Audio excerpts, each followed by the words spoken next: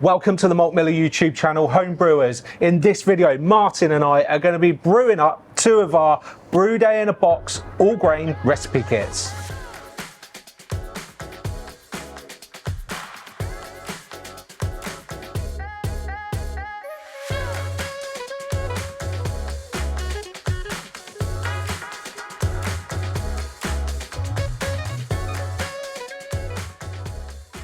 James, I'm really excited about getting into one of these boxes and seeing what's in there. Yeah. Let's talk a little bit about the recipes that we've got here in front of us. Yes, so we're brewing two of our recipe kits. Now there's a whole range, but actually we're brewing two different ones today that I'm really looking forward to brewing, and I know you're going to love both of them. So the first one we're going to be brewing up is Neale's Best Bitter, and this is one of Rob's recipes. It's a glorious English Best Bitter, really quaffable, perfect for this time of year. It's got Harlequin hops in there, and it's also got Fuggles and EKG, so a really nice kind of blend of those both traditional and newer English hops. I can't wait to tuck into that one. Sounds awesome. I really can't wait to taste that. Yeah, and then this one over here I think you're going to particularly be excited about because it's a bit of a spin on some of our most popular all grain recipe kits that we've done over the last little while, because it's a West Coast Pale featuring entirely Centennial hops. So a little bit like Two Hearted then. Yeah, and that was where the inspiration for this one really came from. So we're going to expect tons of kind of lovely piney, resiny, little bit of lemony kind of character at the end of it. But yeah, I'm really looking forward to brewing these, but they're part of a bigger range that we've got now of these Brew Day in a Box format of all grain recipe kits. So just how do these boxed recipe kits differ from our bespoke or our recipe generator? Yeah, well, they are a little bit different, and the big benefit here is actually about how readily available they are for folks that are buying them at home, right? Because they are not being processed to order like our bespoke recipe kits or recipe generator recipes are. It means that they're literally picked off the shelf and shipped out to customers. So actually, unlike kind of with our bespoke kits, if you came through the door here at the Malt Miller and wanted to pick one of these up, we'll have them ready off the shelf so you can pick one up and leave straight away with it. What you might be thinking though is, does that mean that it's a compromise on some of our kind of values around all grain recipe kits? And actually it isn't, because whilst these are being pre-made, they're still including all the same high quality malt, hops and yeast that we include in all of our recipe kits. Yeah. And they're being processed by our skilled team here. So, for example, the malt in here is not pre-bought crushed malt. You know, so it's not someone scooping it out of a bag and you're getting mixed. No, not the right fractions, basically. Yeah. So, because you know, we're firm believers that it's all about making sure that you get the right fractions of the malt as its kind of pre-crushed weight would indicate. So what we're doing is maybe once a week, once every couple of weeks, the team here are building these boxes so that the ingredients are still as fresh as they can be. So they're crushing the malt, packaging the hops, all nitrogen flushed still with the hops. And we're obviously still using really high quality yeasts with all of these as well. Okay, so you know, they are readily available and they are still incredibly fresh. You know, and we're not going to be building months and months and months worth of stock on these at any one time. Yeah, I mean, they're making them every week to replenish. And they all have a best before date on there. And that's normally led by the item in there that's got the shortest date. Yes, so it might be, you know, that the box comes in, it says it's got 6 months best before date. That's because one of the items in there, more than likely one of the finings in there, is got a best before date of 6 months. But it's a best before date, not a use by date. Yeah, okay. You know, it doesn't mean that you wouldn't still be able to brew them. But yeah, when you open it up, you'll be able to have a look at all of the individual items, and we'll do that in a minute, and we'll open some of these up and take a look at what you get in the box, because it's not just about the ingredients. There's other bits and pieces in here that I've just alluded to that we feel make these a really comprehensive way to get into all grain brewing with everything you need. But they're not just for starters, they're for people who have been brewing for a long time, like you and I, yeah? Yeah, absolutely. And, you know, we've designed all of the recipes in here. I'm desperate to get these on, so let's get into the boxes and see what's actually in there, James. Yeah, let's have a look, right? Let's open up this one first. So all the boxes have got this label on the front with all the information about the beer that we're going to be brewing on, but there's also a recipe sheet inside. So if we open it up, got some really nice packaging. Lovely bit of text on there, nice design. And then this is where actually it starts to get really interesting as well, because we've worked with our box manufacturer to make the most out of the cardboard that would otherwise be wasted with the box design. So on the first flap here, we've got a tap hanger. So if you're going to be kegging your beer, you can put a load of information about it on there and then hang that on your tap, on your kegerator, so you know which beer it is. You've got a log for your brew day as well, so you can put things like starting gravity, finishing gravity, any sort of general notes about the brew day. Keep that so that you can refer back to it. And then on the next flap, we've also got some push-out beer mats. So the same sort of design that if you've ordered with us before, you'll be used to, but you can push those out. There's 4 of them on there. It's just a really nice way of using up the cardboard that, like I said, would otherwise have gone to waste. And then inside the kit, we have our recipe sheets. So we've got all the information about the recipe that we're going to be brewing on there. And we've also got handily things like suggested water volumes. So we've got like mash water, sparge water and total water. They are estimates because it can vary from system to system. Yeah, which is why we don't give it with the bespoke kits, because people then can tune it into their efficiency and whatever they're brewing on. Exactly, but it is a good way if you're new to all grain brewing, being able to look at this and go, right, if I use that, I'm going to roughly get to the estimated gravity numbers that are suggested. All right. Then we've got another instruction sheet in here. Now this is kind of a general instruction sheet that comes with all of the kits with some handy links to other tools and bits of advice and guides that we've got available on our website, that you can scan the QR codes and it will take you to those as well. All right. So we've got our instruction sheets. Then we have packet of yeast. In this case, for Neale's Best Bitter, we're using WHC saturated. Nice, London free derivative. We've also got brewing sugar. Now, the dextrose in this is for anybody that is bottle conditioning. So this gives you enough to be able to prime all of the bottles for your batch, if that is your chosen method. Some people actually like to do like bulk keg conditioning as well. So yeah, I mean, if you're not going to be doing that and you're going to be putting it into a keg and force carbonating, you can always chuck this into the brewer and get a few more gravity points. Then we've got hops. In this case, 3 varieties, which we've already talked about. So we've got Harlequin, Goldings and Fuggles, all in our usual packaging, nitrogen flushed, with all the information about the hops on there as well, with the best before date, alphas, batch codes. Yeah, all of the sort of stuff that you would expect, all right, in our nice resealable bags. Then we have 2 other ingredients which are unique for these as well. Well, they're not unique, you can buy them, but that we've included in these versus our other recipe kits. Got a sachet of Pro Mix. Now, Pro Mix is our blend of yeast nutrient and kettle finings. So really important to get your yeast off to a good start and also put as clear a wort as possible into your fermenter. So that's going to go in just towards the end of the boil.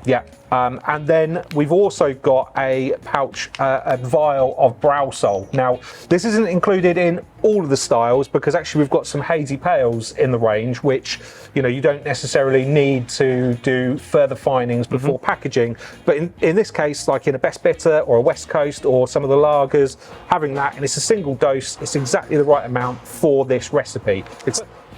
I mean, it's my findings of choice when I'm doing a clear beer. Absolutely. You pop that into the fermenter just before packaging, a couple of days before packaging, drops all of the kind of all the particles from maybe hops or yeast that are still in the beer all the way to the bottom. And it's vegan friendly as well. It is vegan friendly.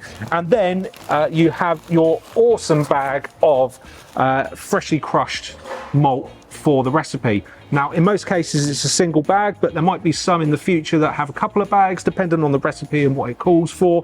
And in this case, for the Neale's Best Bitter, we've got 200 grams of Crystal T50, 240 grams of Premium English Caramel, and then the rest is made up with low colour Maris Otter. So a really traditional grist in this case, but yeah, all freshly prepared, crushed straight into the bag, rather than, like we were saying earlier, scooped out of a bag of pre-crushed kind of sack of malt, all right? And these are all crushed to our standard crush. Yes, they are, yeah. So our standard crush is our most popular. It works on a variety of brewing systems. It will work on brewing the bag just fine, but it's really good for anybody brewing on like an all-in-one system or almost every situation.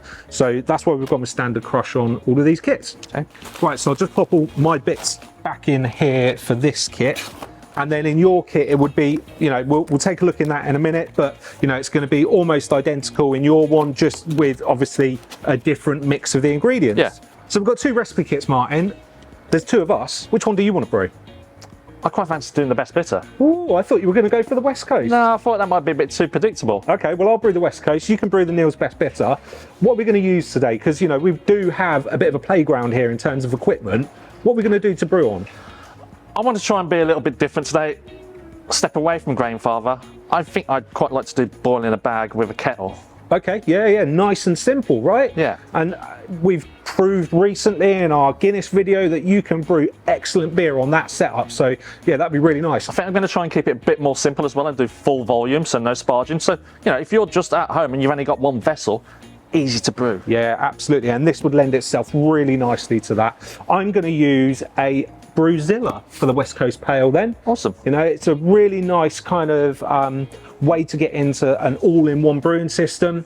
I've brewed on it a couple of times, but it's been a while, so I'm going to use the BrewZilla today. Let's head over to the brew school, get our water heating up, and crack on with the brew day. So we're over in the brew school, Martin. We are on our way to getting doughed in. Where are you at? Right, so I've put 31 litres of liquor in here. And that's the total? No, I bottled it. It says it's supposed to be 31.7, but you look at that thing, it's brimming. It is. And that's without the crane, so I'm going to see how I go to start with. Yeah, okay. But you're heating up to temperature now. It's going to take a little bit of time because it is very cold today. Yeah, that's why I've got all the layers on. Outside it's 1 degree. Yes. I have got to a similar point. I've got the BrewZilla filled up with 17 litres of strike water. Yep. And then I've got my sparge water heater heating up 15 litres of sparge water. And again, I've added sodium metabisulfate to this, which you've added to yours as well. Yeah, little sprinkle in there. Yeah, just to get rid of the chlorine. We're not doing any other water treatments at this point, you know. This is kind of showing just how easy these are to brew. If you're a beginner, if you're a more advanced brewer and you want to get into kind of, you know, water treatment, then absolutely you can do that. What I've done with the BrewZilla is I've built a profile on the Rakey app for the mash, which I've started. So that is now using all of the kind of inbuilt algorithms, the PID, all the heating element and everything. So that's going to calculate your strike temperature. So it's heating it up to the correct temperature to then dough in. Now, as with all of the kind of all-in-one brewing systems, you don't necessarily need to figure out your strike temperature quite as much as you do when you're doing something like you're doing here, because you're actually going to be heating above your max temperature, aren't you? Yeah, I'm going to be going for around about 72. Yeah. Because I want to be mashing at 66. Yes, so I'm mashing at 68, which is what I've got the temperature targeted on this, but because we're going to be recirculating, it'll very quickly pick up those additional temperature points if it drops a little bit. I'm also going to be using the wrapped Bluetooth temperature probe so that I can get 2 temperature points during the mash as well on this, which will show you a little bit more detail once we're up and running with the mash. But yeah, we're just heating up now, so I guess probably now's a good time to have a spot lunch. Brew day, quiche for the win. Quiche. So Martin, I have had a notification to say that my BrewZilla is up to temperature. I've got it set up so that it's pushing those notifications to my phone as well. So whilst we were enjoying our lovely bit of quiche, we had a notification come through saying that I'm ready to start going in. So what I'm going to do is grab my scissors and my gorgeous bag of malt. So obviously you've got less volume in there, which is why you've come up to temp faster than I have. Yeah, you're heating up nearly double the amount, right? Where are you? 45. Right, so you've still got a little bit of time to go. So I can now start going in. I've got my grain pipe in already and the base plate in there.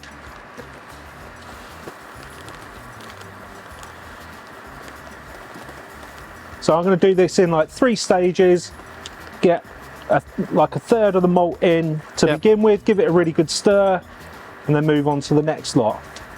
Oh man, it smells delicious. Chucks that mash paddle, Martin. Mashing in always smells great. Give it a good stir to make sure I haven't got any dough balls, and crack on and get the rest in. So that's all our grain doughed in. Next thing, I need to pop on the top plate to the BrewZilla.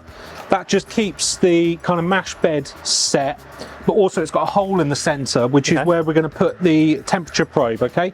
So we've got our Bluetooth temperature probe. Now, what I'll need to do in a moment is switch this on so it's using the Bluetooth temperature probe as the main probe. So that's not active on the first part when you're... No, no. So you're using the internal probe for your sort of general heating up of the mash water, then you switch it to that one, and it will then use both of the temperature points to kind of manage the temperature throughout the mash. So similar to other brewing systems that have got 2 temperature probes, but it's a small accessory that actually I think gives you a far better control over your mash temperatures. And then we'll pop the lid on, and then I've got the recirculation arm here, which is really easy to fit because it is cam lock fittings. So just pop it on and then close it into place, and then we can hit the buttons and start the mash. Right, so I've started the mash profile now, and I've turned the pump on as well so that it's recirculating. That you need to throttle the pump a little bit on this because it's quite powerful. So if you don't, you'll end up sort of drying out the element at the bottom. And I've also turned the Bluetooth temperature probe on, and you can see that on the screen there it's reading the temperature of the mash, and it has dropped a few degrees, but I'm more than confident that given the power of this and the PID control, that over the course of the next 5 minutes or so it'll get the mash right back up to temperature. So that's me done. How are you getting on? 55, right? So a few more minutes, I reckon. James, so I'm now at 72 according to the dial. Yeah. So first thing I'm going to do, going to get the lid off. Going to give the water a little stir, because unlike your BrewZilla, you know, where it's fancy 2 thermometers, I'm measuring from 1 point. So I'm going to just make sure water is all evenly heated, and I'm going to take a reading from the top as well. See, that's saying 69. I'm going to go for it. Yeah, cool. Well, we can always again apply a little bit more heat, can't we? I'm not going to turn the heat off yet. I'm going to start adding my grain and see how much water overflows.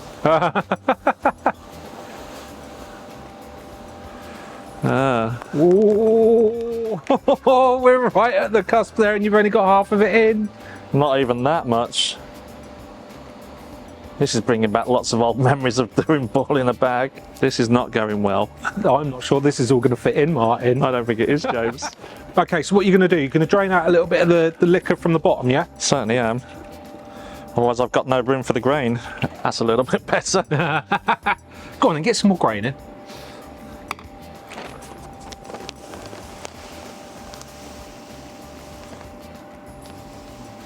May need to take a bit more out, I think. Right. You managed to get it all in then? Cut all the grain in. I took out about 2 litres of water. So we started with 31, so that means obviously 29 is kind of the capacity with this kit to do it as an all-in-one patch. Okay? With this amount of grain, yeah. So, you know, and I hit 72, didn't turn the element off while I was adding the grain. We're now at 67. Okay. I'm aiming for 66. Yeah, so that'll drop down in the next few minutes, So and you'll be all good, right? Get the lid on. I'm going to wrap it up warm, and I'm going to go and eat the rest of that quiche.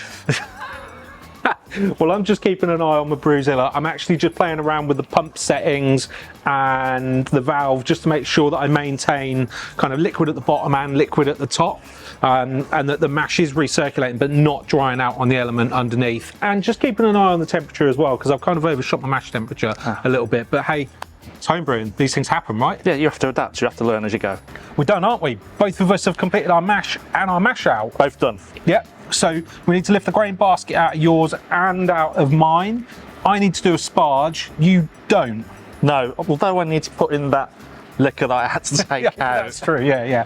One thing on the BrewZilla, it's guided me all the way through the mash profile. It's been really interesting because it's been a while since I brewed on it, and actually getting back to grips with like using the pump and pulsing the pump, setting it to like 40% throughout the mash period to just keep the liquor kind of bed on top of the grain at the right level. So yeah, it'll depend on your brew and your mash and the grist you're using, but for me I had it on 40% power for the pump, so it's just bringing it on, drains through, comes back on, tops it up again, drains back through. This has kind of reminded me, and seeing you do that with the BrewZilla, you know, this is a little bit more, I'm not as in control as you are, or precise. Yeah. I mean, I've used brewing systems that are probably a little bit more automated than the BrewZilla. You know, I've been more involved with this than some of the other systems that I've used before, but still, that's about me learning and getting to grips with the system, whereas there's no two ways about it. You've got to be in manual control. Yeah, I mean, today I'm using a mesh basket rather than a kind of nylon bag, so I was able to cheat and put the heat on every now and then to kind of keep it at the temp I wanted, but it was still kind of a couple of degrees out. But it is absolutely freezing, right? Yeah. Right, let's get this out. So do you want to chuck me over the mash paddles? Well, I was hoping you might do the strong bit, James, and lift the basket. Oh. And I'll put the paddles underneath, because that's my plan. Okay. You might want a glove on in one of our brewing gauntlets. Nah, I'll be all right. It's warm. Okay. Let me come around the back of you. Okay. It is very warm. Okay, ready? Yeah. Oh, it's nice and toasty. Right, so gently to begin with. Yeah, so we don't want it going everywhere. No. I'm going to try. Ready? Yes. Up we go. Keep going. Oh, a little bit more up. All right, there we go, that should do it. There we go, right. And so we'll just sit and leave that to drain through for a little bit, yeah? Yeah. And then I'm going to pass through the liquor that I've got there and another litre. Right, let's get the grain pipe pulled out of the BrewZilla. Yeah, let's see yours. Right, first things first, make sure the pump is turned off. Just to be on the safe side of the valve. Shut that valve as well. Yeah, okay. That's good. Take out the recirculation arm, chuck that in the sink for me. Pop the lid in there as well. Remember to take out the temperature probe, and I will also need in a moment to make sure I turn that temperature probe off from the system. So it just goes back to the single built-in probe. Internal one. Right. Now what I love about this is you've got that awesome two-step lift, so I can leave that now to drain through a little bit, then I can lift it again when I get to the very top. Right, Martin, my sparge is now underway. I've lifted the BrewZilla's grain pipe all the way up now. I'm just draining in. I've got a couple of litres left to go into the sparge. Cool. How are you getting on? I'm getting almost temp. I'm around about 95 at the moment, so I'm going to lift the basket off. I'm going to stick it into this food grade plastic trug. Yeah. So that anything that pours in there, I can also whack that back in as well. Yeah, cool. Right. If you could whip the paddles out for me when I lift this off. And that just goes across there, and then I'll give it a stir. Oh yeah, you'll want one of them back, won't you? Thank you. There you go. Just get those proteins mixed back in. Are you going to pour your other bit of liquor in that you took out as well? Done. Done already? Nice. Put it through the grain. Ah, clever boy. Tiny little sparge, and that 0.7 of a litres that I didn't put in at the start night. So I'm now up to that 31.7 litres. Yeah. Right, I guess next thing to do is get our hops ready for adding to our 60-minute addition. Yeah. Mine's on the boil. I've added my first addition. Have you set your 60-minute timer? Certainly have. Ah, right. Well, you're actually ahead of me now because my sparge has finished draining through. So just going to take that off. Into a trug. Yeah. And then what I need to do is dial up my target temperature to 101. There you go. Now, that's going to then come up to a boil in exactly the same way as you've done. And then we'll be adding my hops. You've already put yours in, haven't you? Certainly have, yeah. Yeah, nice. So we're at an important point of yours now, aren't we, Martin? What have you got to add? Final hop addition. Yeah. And Pro Mix. Go on then, get that one in. And so that's the yeast nutrient and the kettle finings. Yep, in that goes. Hopefully not dropping the packet in. Are you going to put your sanitizer, your work chiller in now to sanitize it? I'm just going to give it a little stir up. So mix that in, what I've just added. That can go in there, sanitize that. Good to go. 10 minutes. Yeah, I've got a little bit of time left on my boil, and I've got another hop addition and also my Pro Mix to add in. Yeah. And then we'll be down to chilling, and then I've got a whirlpool, which you don't, do you? So I'll be able to give you a hand getting yours into the fermenter. Nice one. Right, how did your brew go, James? Yeah, really, really good. Always fun going back to a brewing system that I haven't used for a while. Definitely learning more and more and more about the BrewZilla every time I use it. But I've ended up with a lot of work. So I think it's nearly 25 litres in there. Wow. And actually, I got a really good efficiency because I've come in at, I think, 10.52. Wow, what was it supposed to be? 10.48. Wow, super beer. Yeah, really pleased with that. The one thing, you know, there is, because the BrewZilla's got a centre drain on it, when you're transferring out, you do bring across like the cold break as well, but hey, I'm not going to worry too much about that. How was yours? Yeah, really good. No, it was really good to go back to a single vessel. I did something slightly different. I've never done it the way Rob tends to do it. He doesn't have the bazooka filter on the end of the tap. He has like a 90-degree angle and a bar pointing down. And with all the cold break that's in the bottom, you kind of have to open the tap really slowly and not fully. Yeah. Just go gentle with it, not rush it. And then kind of as I was getting towards the end, it's like, oh, do I really want those last few litres? It's looking really murky. But there was a really, really beautiful, clean part in the middle, kind of into the bucket. And I decided I was just going to take 20 litres and left the rest. Yeah, cool. So all we've got to do now is get our yeast in. But what numbers did you hit? 1046, just exactly what I wanted. Okay. Which really was a surprise. I thought I was going to come under. Yeah. Because obviously it's a full batch, no sparge, and it's a kind of brew-in-a-bag type system with a normal crush. Yes, but you've done a great job there. Yeah, I'm really pleased with it. Yeah. Right, should we get our yeasts in? Yeah, I've gone for the plastic bucket on mine as well. Yeah. Keeping it to that kind of original style of brewing. And you're using saturated from WHC and I'm using LAX. So saturated. Ready? Yeah. 3, 2, 1.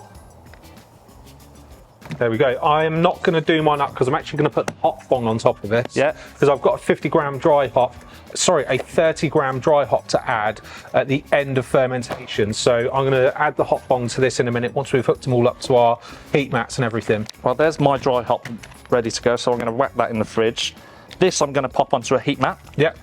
Put my coat over it and just leave it here for 7 to 10 days. Yeah, nice. Right, well, I'm really looking forward to when we see you all in a minute, which will be a couple of weeks down the line for us, and we're going to be trying these beers. It's been a couple of weeks, Martin, and I am looking forward to trying this because I've spent the day brewing with Rob for another video, and it's been a little bit chaotic. It might only seem like seconds to those people at home, but I've had to watch you clean up after Rob, then pour 2 pints, Yeah. take some photos. So these have been sitting here for like 5 minutes. This is torturous. Yeah, but look at the head on them. Still there. holding. Yeah. And look at how clear. Yes. Browsol. Yeah. Seriously, Yeah. these were only kegged yesterday Yeah. with Browsol overnight. Well, we put Browsol in a couple of days ago, and then they've gone into a keg and sat overnight in the Second fridge. dose. Yeah, second dose of Browsol. Yeah, that's the joy of video, lifting the veil a little bit there, double find. Anyway, yeah, look, I think first off, let's jump in and have a look at both of these beers. I mean, colour-wise, they're both very similar. Yours is definitely clearer than mine, but I've obviously got quite a lot more hops that went into mine. Yeah. I had a dry hop on there as well. But I bet you by like the weekend, if it makes it through the weekend. Yeah, it'll be pin bright. Yeah. Absolutely. Right, go for a sniff. Sweet malty, Yeah.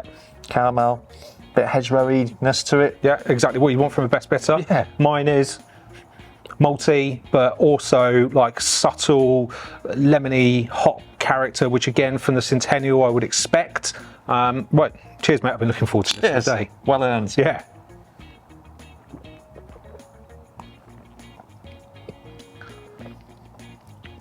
It's the best bitter. Does what it says on the tin. It's a West Coast pale, and that is. Oh, that's really good. That's really good. Crisp, just enough bitterness. Lovely hop character and a nice little sweet malt finish, like not cloying on any way, but just right. Look at the lacing on the glass. Yeah, yeah, mate. We've both done a really good job there. Joyous. Yeah. Right, I'm not going to make you go and pour other glasses. Let's just do a switcheroo. All right, go on then. Yeah. You haven't got cooties, have you? Not unless you gave them to me. Oh, that's so good. So's that though. Like there is a really nice like fruitiness to it, which I think is coming from that saturated yeast as well, because we've used that in kind of traditional beer styles before. You know, it's a yeast that you associate with like hazy beers, right? Yeah, but I love it on my Sussex Best. Yeah. Really performs well on that, and I think it's done a cracking job on this. This, lemony, citrusy, nice level of bitterness in there. Yeah. Really, really smashable. Yeah, both are. But yeah, exactly what you want after a long day filming on a Thursday. Sorry, really enjoying this. Right, we're swapping back. I think it's only fair because otherwise I am going to polish that off. Yeah, go on, you can have that. Right, look, now it is over to everybody at home. If you have brewed one of our Brew Day in a Box recipe kits, we'd love to hear how you found it. But also, if you think there are recipes that you'd like to see in this range, hit us up in the comments below. We want to find out more about how people would like to brew these kits, what they'd like to brew, and any sort of beer styles that you think you'd like to see come into the range as well. Martin, I think, you know, we've brewed all of these before in testing, but it's been a while now, and tucking into this West Coast and that best bitter has made me just want to go and brew all of them again. Well, I really hope the video shows how simple and easy these are, and with everything included in the box, and you can brew it in any different style and format. You know, a kettle with a mesh bag in there is what I used. Yeah. And that was so quick and easy. Fermented in a plastic bucket. Yeah. Hops just dropped in. There was no net, no hop sock or anything like that. And the results are fantastic. And we didn't do anything other than add sodium metabisulfate to our water as well. You know, this, if I was going to start throwing all my efforts at it, I'd be using RO water, and I'd be dialing in the sulfate levels just to give it a touch more crispness. But I think you're not going to see much benefit from doing that because you're going to smash that, I reckon, this weekend. Yeah, the keg's definitely coming home with me. Anyway, cheers, mate. Cheers. Pleasure as ever. Well, Mike, and that about wraps it up, a bit like this pint. And if you are not already subscribed to our channel, please make sure that you do. So hit subscribe, hit the bell for notifications so you can stay up to date with everything we're doing, and give this video a thumbs up. It really helps us out. We've got a ton of homebrewing content available for everybody that is either starting on their homebrew journey or an experienced homebrewer. So check out the back catalogue. There's loads on there, and you can follow us on Facebook, Instagram, Twitter, and TikTok. Your dancing platform. Every time. I don't dance on there. Cheers.